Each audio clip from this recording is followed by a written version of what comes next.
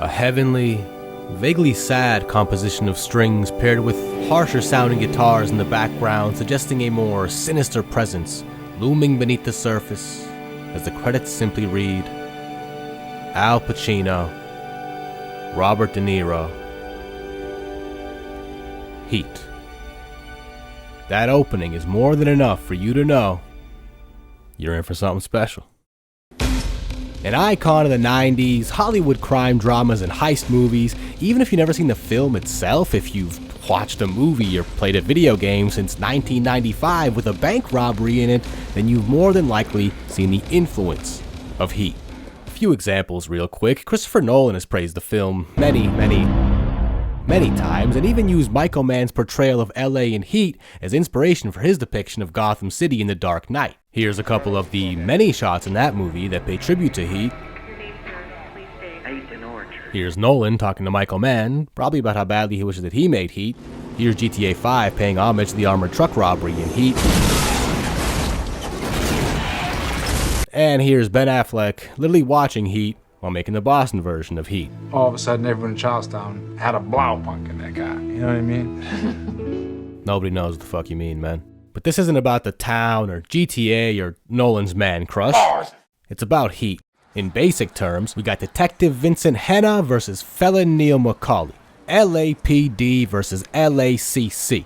Career criminal who specializes in heists. So there you go, black and white, cut and dry. You got your good guy. Where the fuck you been?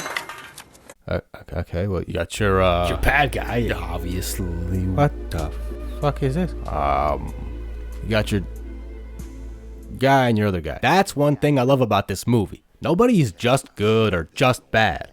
Well, except for this guy. He's a real piece of shit, but for the most part, the characters you might call the good guys are, at the very least, a little bit damaged. Let's violate his ass right now.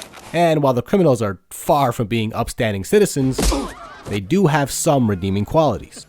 It's not overdone, but this kind of blurs the line between good and evil.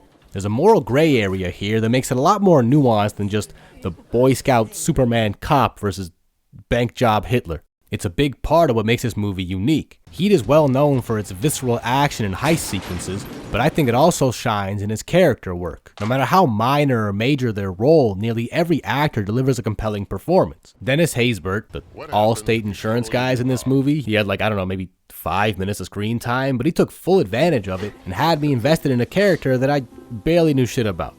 You proud of me?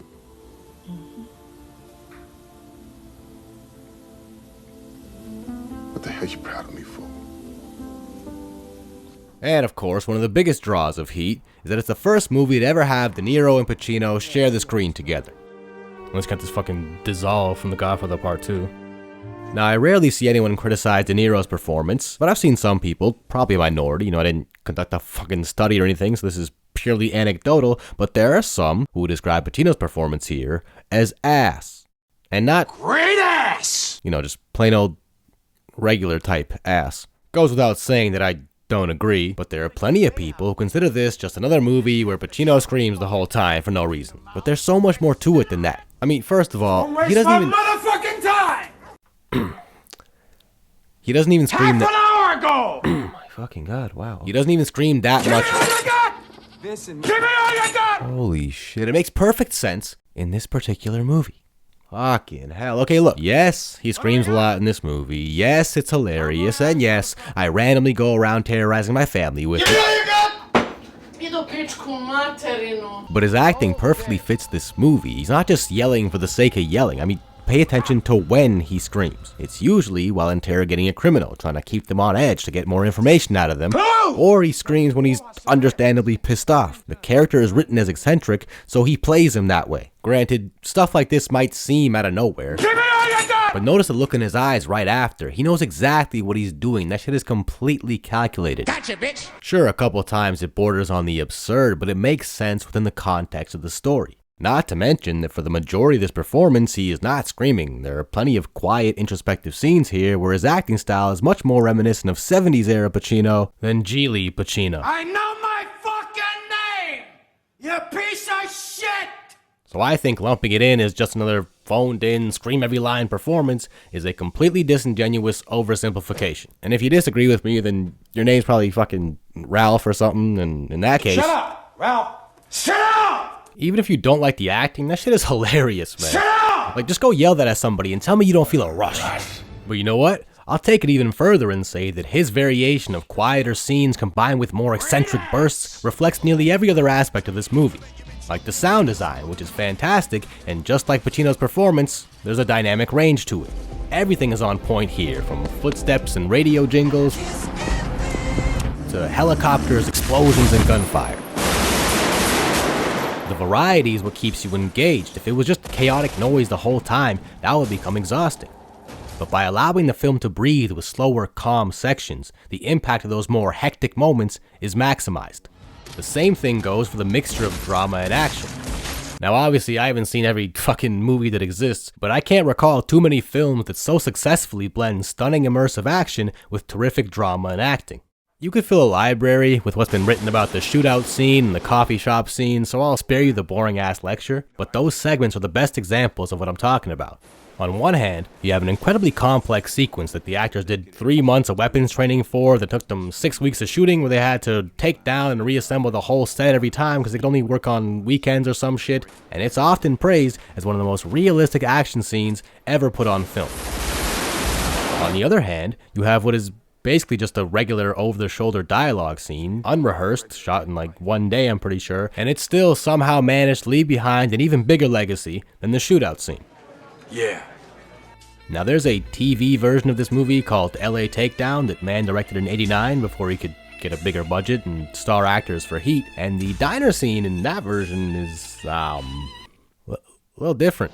What are you, a monk? No. I got a woman. Fucking liar. One version of the scene is studied by student actors everywhere, and the other version is performed by student actors everywhere. To be fair, the guy playing Pacino's part is actually pretty good. Robert, the shitty actor over here, not so much. But this same scene with a few dialogue adjustments and a professional film crew is elevated to legendary status in the hands of these two titans of the craft. Plus, the choice to subvert expectations for such a highly anticipated moment is a great representation of the artistry in this movie. Heat is full of creative filmmaking techniques that, even if you're not consciously aware of them, they add so much to the experience.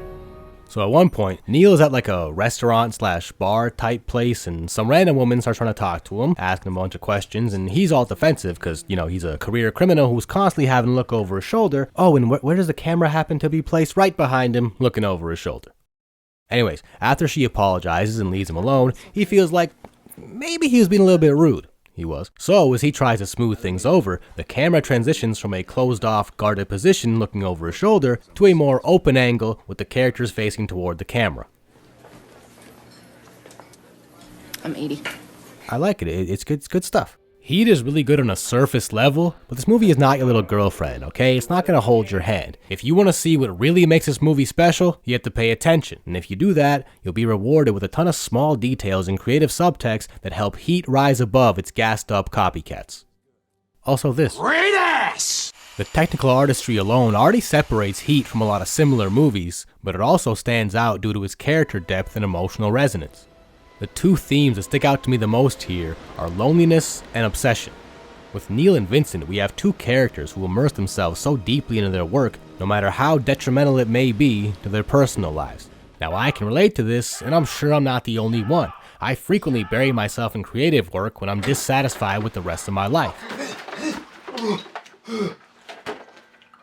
It's to the point where I'll be out in public with people and they're like, "Hey mate, you see that thing?" Yeah. Thing was dope. Meanwhile, in my head, I'm thinking about dialogue and scene structure. Is this idea better for a movie or a TV show? Should I put this scene in Act 1 or Act 2 or Act 3, or should I just scrap it entirely? Man, I changed the structure of this video like 30 fucking times and I'm still not fully satisfied with it. But whatever, we gotta keep it moving, right? Right? Write a video, write a verse, write a screenplay, write this, write that, write this, write that. Right, wrong!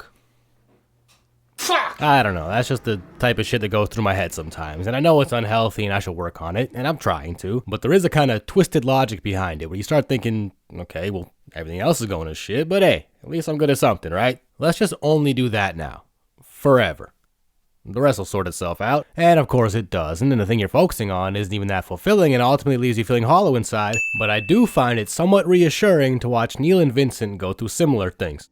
Don't worry, not that similar, they're not fucking losers like me. But that is what connects me to the film emotionally. Neil's got his whole code of detachment thing going on, Vincent's already on his 3rd marriage. 3 marriages, what the fuck do you think that means? He likes staying home? These guys are so far from a proper work-life balance that at this point, their only hope of achieving any semblance of that is to go so far in one direction that they somehow end up looping back around and inverting the paradigm.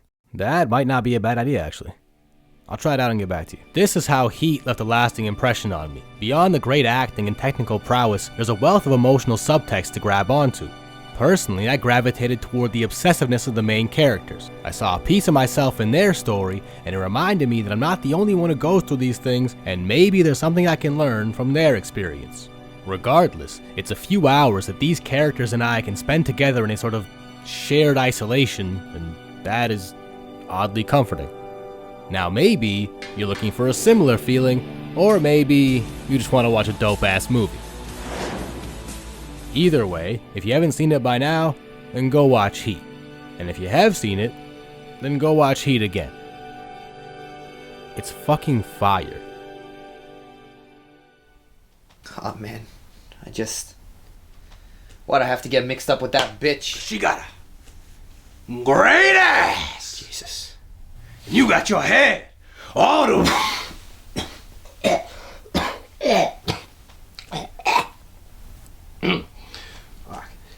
You got your head all the way up